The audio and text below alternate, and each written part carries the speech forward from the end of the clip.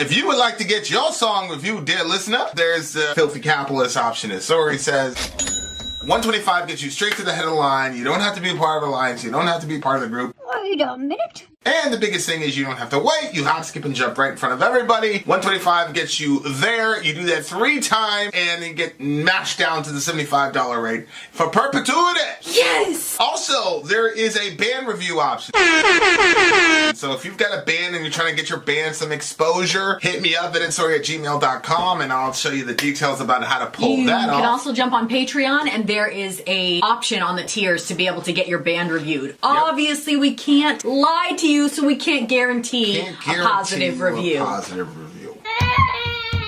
Get what you get. It's just rubbish. Rubbish. Rubbish. That's British for garbage. My favorite is the community option. $1 at the gate gets you in a Patreon. You get to join an alliance. The alliance joins their points together, and that helps determine what songs that we do. The alliances hang out on Discord. Message me on Patreon to get the link. And they do all kinds of other cool things. They do Minecraft, Dungeons and Dragons. Yeah. It's really a community within the community. Anybody can go in the village, facebook.com/Vin and Sori. There's 160,000+ people on the channel.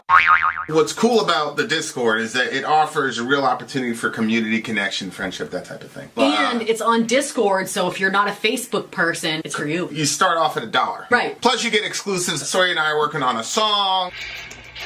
So the first 15 seconds of that was on Patreon. Also, at $15 tier and above, when we actually debut the video, they're going to be there live with us. There you are, dear listener. Buy our merch. Buy our merch indeed. A child shall lead them. To buy our merch. And we, dear listener, have another jam from the big homie. You'll see it up Mike there very Franco. soon. DJ Mike freaking Franco. Heavy metal makes everything better. Heavy metal makes everything better.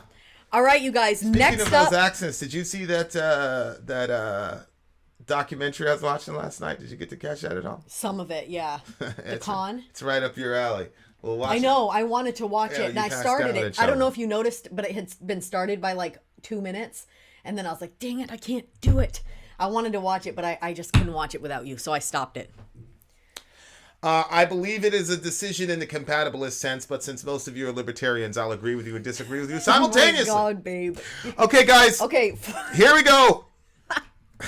Why are you laughing at me? Sometimes you say these things and there's so many giant words in there, and Enter- like it's just a lot. It's just funny because you're looking like a cool guy with your bandana on. I bet you're gonna say ignorant Negro. Go ahead, No, say, oh, you you got a look- bandana on. You look like you're from the you're ghetto. looking like a cool guy, like you could come out with these great raps, which you do, but then at the same time you're super smart and Enterprise Earth. you don't look like a nerd. But What is it? Is Enterprise Earth next? Where no, dreams go Lamb die? to the no, I'm sorry, yeah, Where Dreams Are Broken by Enterprise Earth. Yes.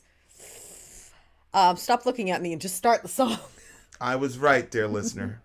Let the record state. All right, guys, here we go. DJ Mike Franco, Enterprise Earth, Where Dreams, what now? Where Dreams Are Broken.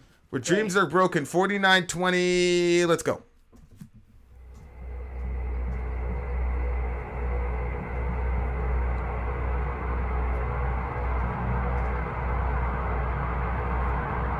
This sounds interesting. Yeah, it does. This sounds like you're gonna pay for this.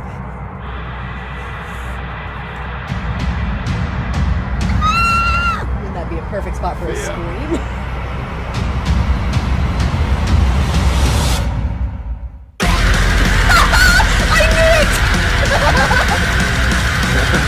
Brace yourself, bitches!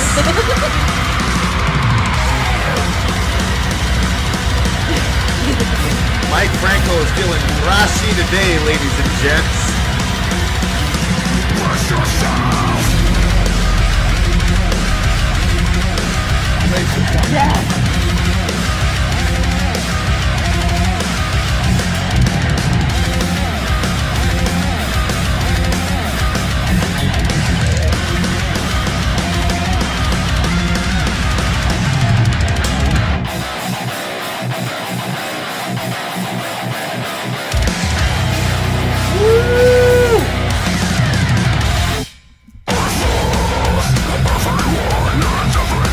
Guys,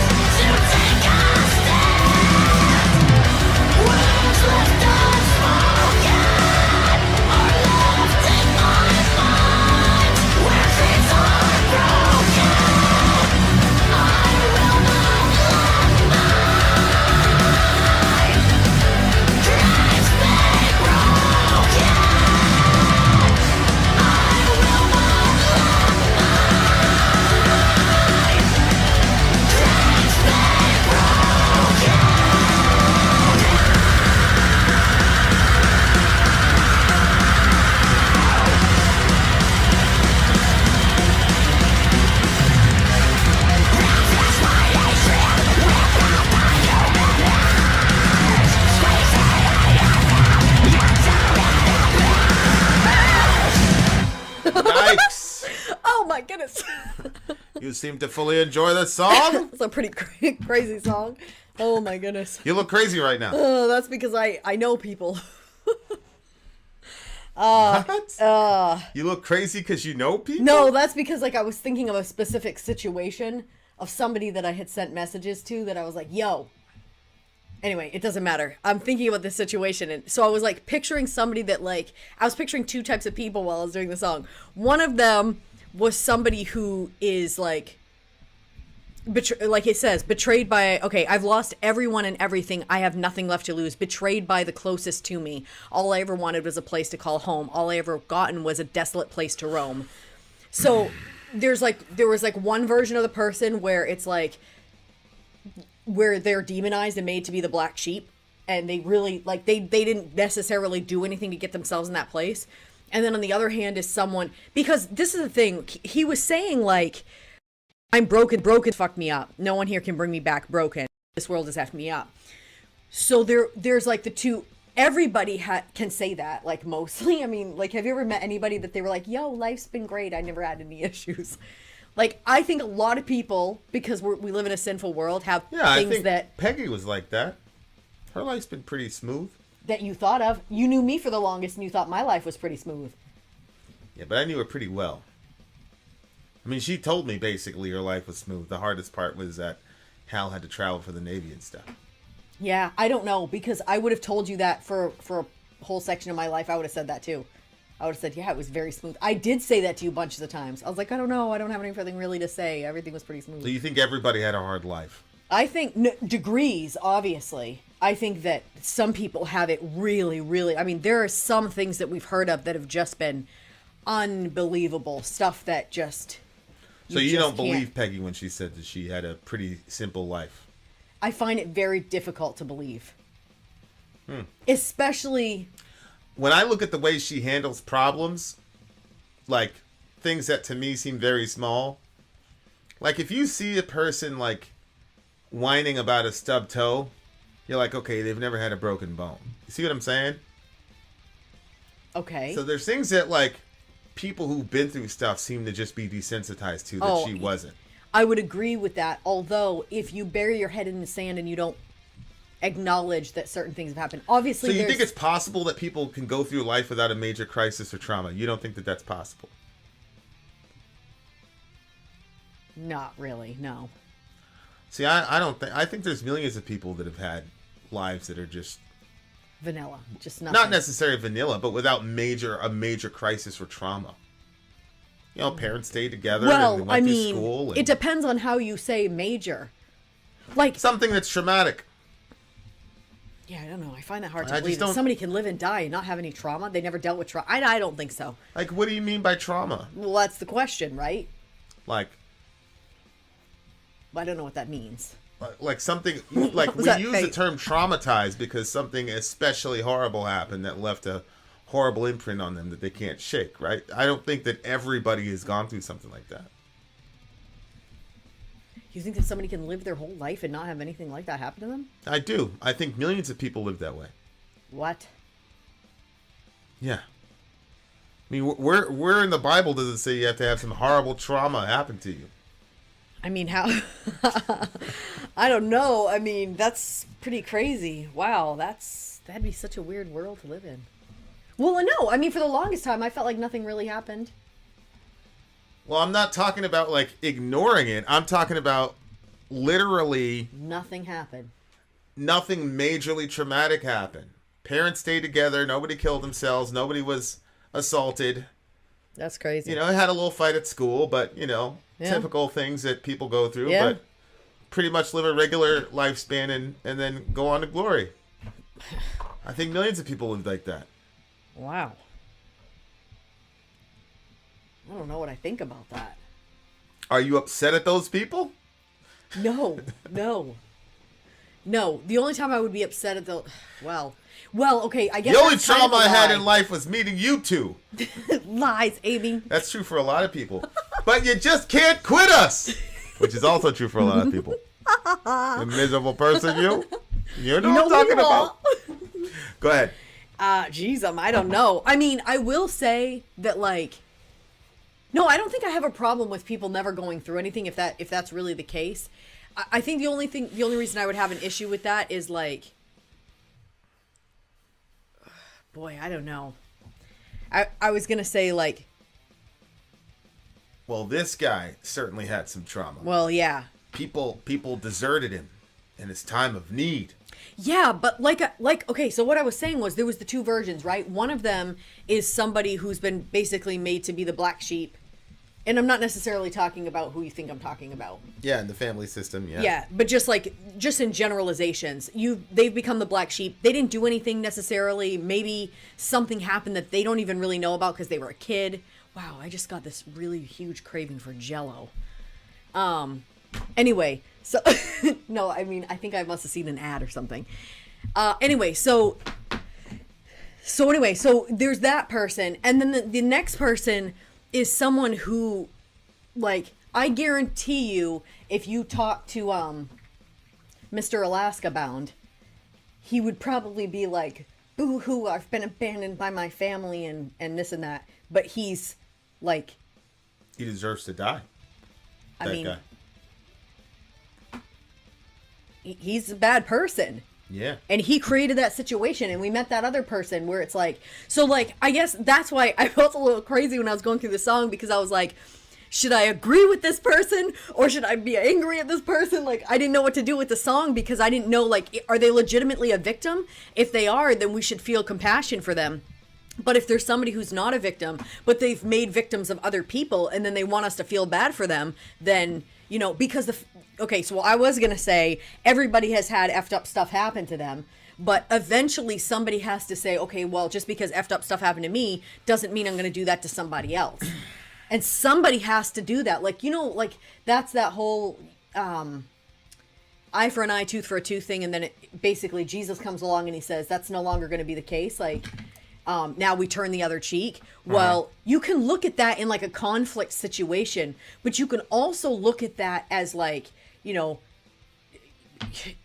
failings that your parents had that now you have, and you're going to pass those on to your kids and let them duke it out and deal with it, or are you going to figure it out so you can pass them, you know, so you can teach them properly so that they can be more equipped for their future, or, you know, people that, you know. Well, here's the thing. I said that guy deserves to die. But yeah, break the cycle, Gotham. That's what I'm trying to say. Thank you. His family shouldn't be the ones to kill him. It shouldn't? Is that what you said? Yeah. I don't think his family should be the one to kill him. So my point is, like, everybody should have a group of people that are going to be with them regardless. Like, I always say, like, I pretty much take my mom's philosophy on this. It didn't matter whether I was right or wrong. Publicly, she was always on my side. Privately, when we got home, she gave me the right hand of fellowship. I wonder what that... So, my mother, like, it didn't matter. Like, you know, your son beat up my son. What him do? What him do? Nothing. Your son was just angry. Come on. Your son was just He beat you just so. He beat you just so. Basically means, oh, he fucked you up for no reason, huh? And they were like, yeah, no reason. Is that what happened? That's what happened a few times. I'm not gonna lie. Fuck Johnny And Jones. you were just angry. Nah, she knew I was an angry kid. She's like, me not believe it. And then she came home and said, why are you always beating on these poor white people? Oh my gosh. And Jamaican parents whoop you like they'll talk to you. Remember that little skit? Yeah. You're doing your rude and nasty. And... But you don't nasty. Shout out to Mom Dukes.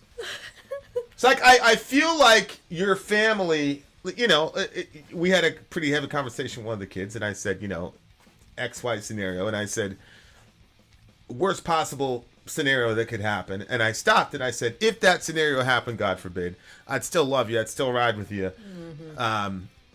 You know, I'm going to ride and die with you till the end, period. Mm-hmm. But that doesn't mean that outsiders can't distribute justice. So, when you're looking at this song, all I ever wanted was a place to call home. All I ever got was a desolate place to roam, which obviously is a biblical... That's a biblical allusion where Jesus said that when a demon goes out of a person, it goes to waterless places seeking rest. Okay. So, all I ever wanted was a place to call home, and all I ever got was a desolate place to roam. Basically, he was demonized by his own family. Oh. There's a way to hold your family members accountable while still loving them unconditionally. And, unconditionality is a big theme for me with the kids. Just because I'm not saying my parents did a bad job at it. Because my parents, now that I'm a parent, had so many extenuating circumstances. But I go out of my way to display and show and speak unconditionality over the kids. Because that's really, really important. I would never want the kids to be in this situation. Like where they would say something like that. I think the kids are going to say the home isn't perfect and that dad isn't perfect and all the rest of it. But I trust, God willing, that they'll be able to say, yeah, my dad went out of his way to tell me that he loved me unconditionally in the midst of a lot of, crazy shit. And that manifests itself in different ways. And it's a very hard line between loving a person unconditionally and enabling horrible behavior. Yep.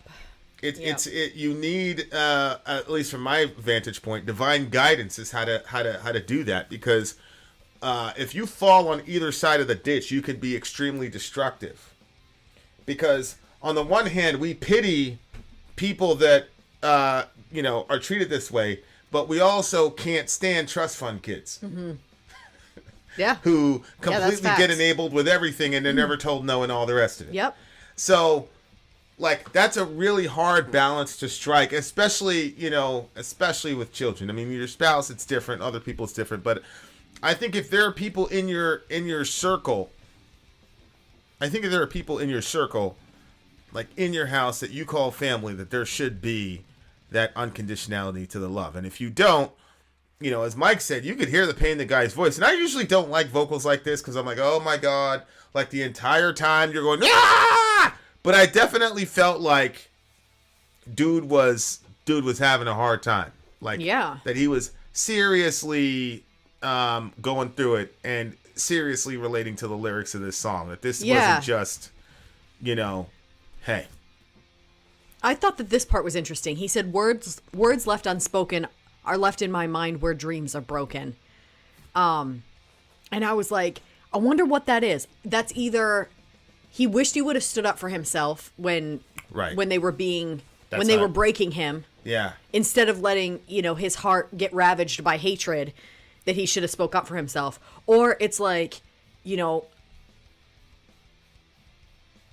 sometimes I think that people are regretful of things that they've done or they've said, but they can't bring themselves to admit it because that somehow makes it more true than they're ready to face. And so they don't want to confess it or ask someone to forgive them or whatever. But I don't think that's where he was going. I think he's more looking at it like he wished he would have said something. But yeah, well, he's saying I won't let my dreams be broken, which is a good, regardless of whether you're guilty or innocent or way too far down the badness scale. That's still a positive. You still want people to have that positive aspect because there's nothing. It's like we're reading in Atlas Shrugged where they said, what makes a bad man bad? Mm-hmm. And one of the answers in the book was a man without purpose. Mm-hmm. And so a lot of times what we're calling a dream is just an idealized form of a person's purpose in life. And so yep, that is true. When a person really feels purposeless and that their dreams are come to naught, and then especially in a capitalist seats in Laban where you're just literally just a cog in a machine, that creates a very nihilistic and violent stream, particularly in men, particularly in young men. Yeah. It creates a real nihilistic, violent stream of thought. So even if the person... Did you say when they're not heard? What did you say was it? When they have no purpose. Oh, no purpose, yeah. When they feel completely purposeless and they feel that their dreams are dying or dead and they feel that all they have to look forward to is plugging into a machine, to a capitalist machine, it turns them into very bitter people who, especially in men, it manifests in violence.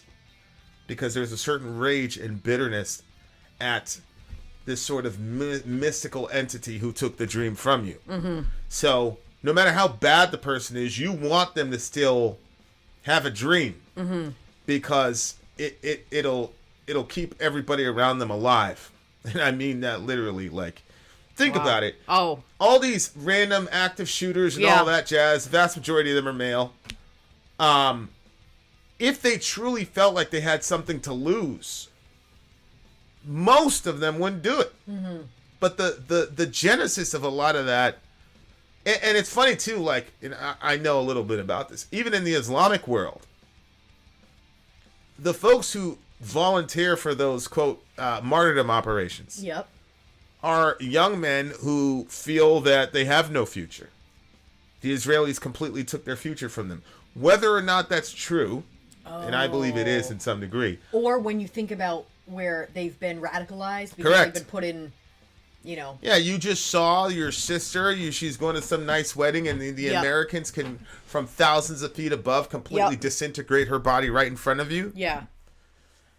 It makes you go, none of my dreams are worth anything, and then they become vulnerable. Absolutely. To these sheiks who, for some reason, are never the ones blowing themselves up. They become vulnerable to that. And so people want to have this simple, Islam, they just blow them there. Islam, they just blow themselves. Shut the fuck up. That's not, no. There are a lot of other geopolitical factors. Of course, Americans never want to take accountability for that. We just want to call people crazy and all the rest of it. But yeah, and that's why, like, there are different penologies, like theories of justice. And one is just pure punitive justice, which is you did something bad, we're going to punish you. We're not talking about developing you. We're not talking about, rehabilitating you. A lot of people go, oh, prison's supposed to be rehabilitative. No, that's just one. That's one theory of penology, which I agree with. You think that I believe in the rehabilitative theory of penology because I think it's, unless you're going to kill those people.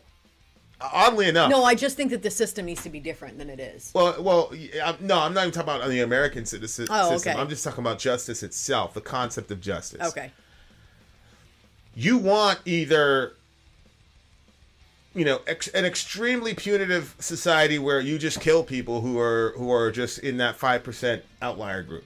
So if you're a sexual assaulter, you're a murderer, see ya. Because if you let those people back into society, and you don't give them anything to rehabilitate themselves, and then they're in society as an outcast, they're going to do horrible shit. What did Cain do?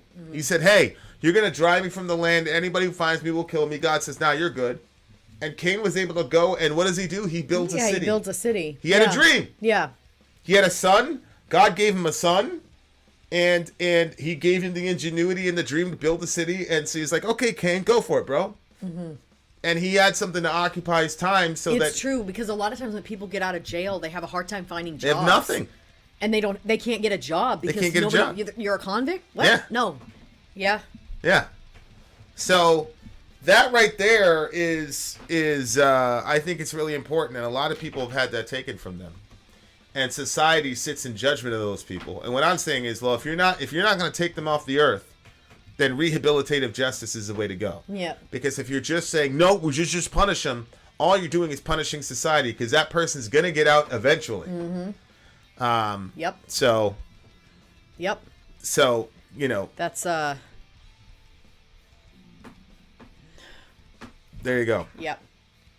So I really like the song a lot. This one's a 9.4 for me. This song sonically was so all over the place. In a negative or a positive? In a positive way. Yeah, I loved it. Now, it made me feel a little crazy. I upset a lot of people, particular band, I won't mention them. Oh no. But there was one where it was just like, and this, and this, and this, and this. But I felt like the experimentation, because they were experimenting a little bit with some stuff, but it was still, it still made sense to me. The transitions and the jagged edges, all those made sense to me in the song. Agreed. And it made me very curious. This is the first time we've actually, Enterprise Earth is the name of the band. The first time I've ever actually. Yeah, I was gonna say I don't feel like we've done them before. We've never heard them before, so shout out. But this is why we have the DJ streams, dear listener. Somebody in the comment section was like, "Why are you always listening to these no-name bands? Get back to the blah blah blah blah blah blah blah blah blah blah blah." It's like, that's true. Now that you commanded us to do that, we'll start right away, sir. Yeah, and it's not like I mean, how many ridiculous. reaction channels are doing Enterprise Earth? Mm-hmm. I mean, we found a way to do this stuff and still make this, our source of income. Mm-hmm. Like, we got the life, man. There's lots of Metallica Tool, channels Well, out apparently there. they want to hear your input on it. Channels out there. But anyway, I really like this song. 9 dot. I'm going to give it a solid 9 because I like the previous song better. Go ahead. It's a What'd you give it? 9.4 for me. There I you thought we were are, going to come up dear with the same listener. score. If you're among the righteous and you're still in the stream, stand by. We're not even halfway done yet. Keep chilling out with us. Vin out. Sorry out. Go!